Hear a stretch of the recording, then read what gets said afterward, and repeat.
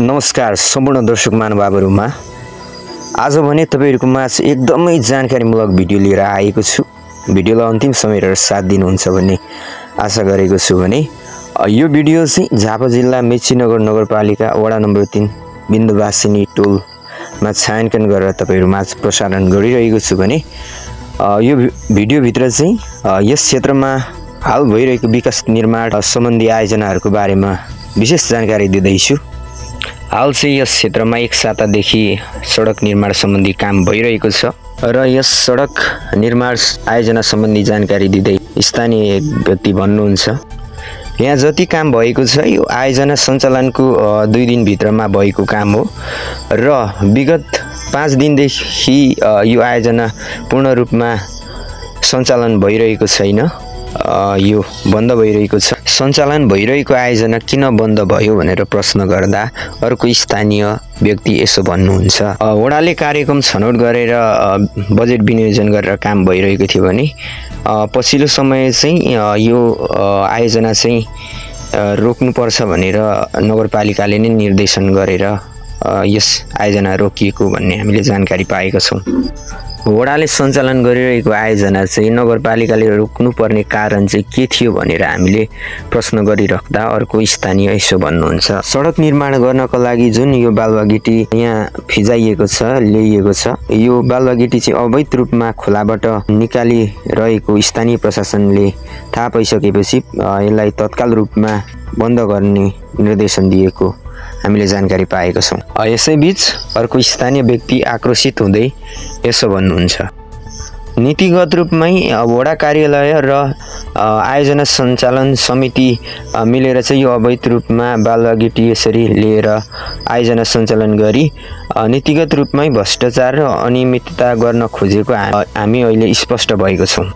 सञ्चालन भइरहेको आयोजना बन्द हुनु त एक दुखद कुरा नै भयो र यो आयोजना बन्द भएपछि लामो समयदेखि यो बाटो बन्द भइरहेको छ र यो बाटो बन्द हुँदाखेरि तपाईहरुलाई चाहिँ के कुरामा समस्या असर भइरहेको छ भनेर हामीले प्रश्न गरेका छौं।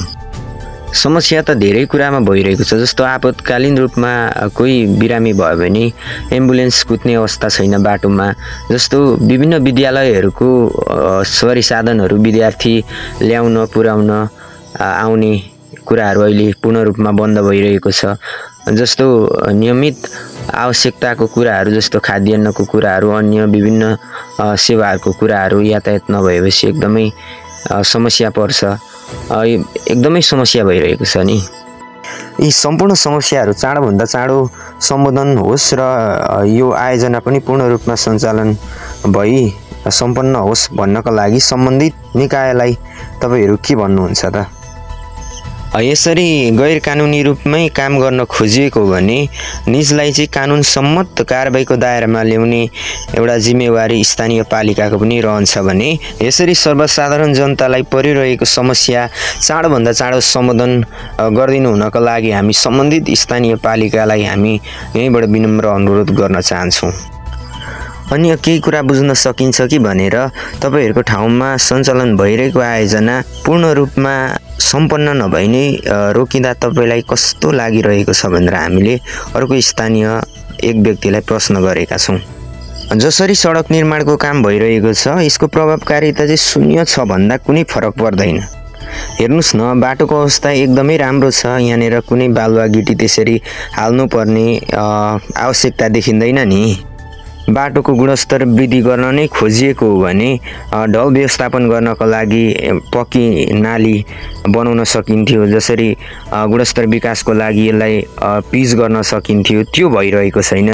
विगतको वर्षहरुमा पनि यसरी बालुवागिटी बिछ्याउने सम्याउने काम भएकै हो र यो बालुवागिटी चाहिँ बिछ्यायो सम्यायो यो बस्नको लागि धेरै समय लाग्छ भने यो बर्खाको समयमा चाहिँ पानीले भेलबाढीले चाहिँ यो बिछाएको बालुवागिटीलाई समेत बगाएर चाहिँ फेरि पूर्ण रूपमा बाटो पुरानै अवस्थामा आउने भएकोले गर्दाखेरि चाहिँ यसरी बालुवागिटी बिछ्याउनुको कुनै प्रभावकारिता छैन भनेर हामी स्पष्ट भइसकेका छौं।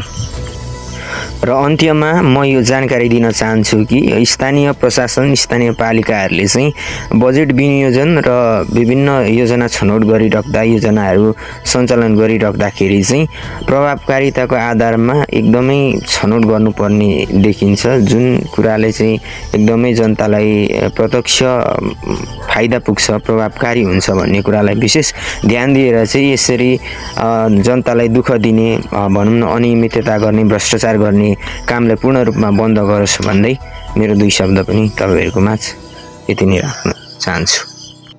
धन्यवाद। सम्पूर्ण दर्शक महानुभावहरूले पनि यतिन्जेल भिडियो हेरेर साथ दिनुभयो, तपाईहरुलाई पनि धेरै धेरै धन्यवाद।